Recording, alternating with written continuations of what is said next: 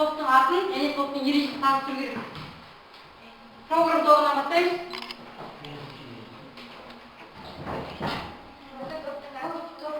Бұл программа деп аталу себебі кез келген программаның алғашқы жолы программа сөзінен басталатын болғандықтан біз программа деп қойдық.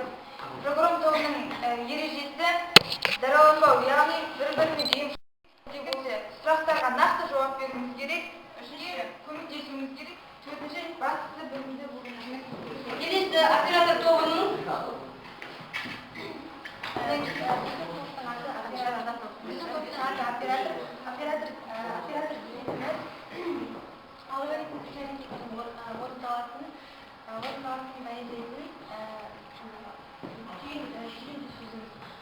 Жаңа біздің топтың ережесі ұйымшыл тәртіпті ойын ашып айта алатынын көрсетеді.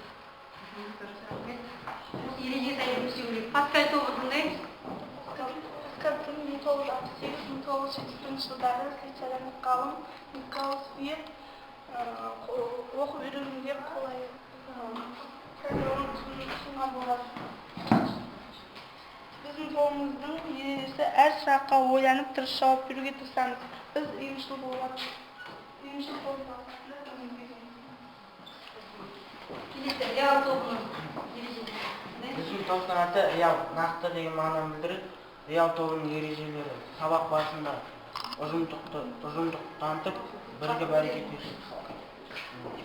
Сабаққа белсенді араласу және өз ойымызды ашып айту, берілген тапсырмалардың нақты жауап беру.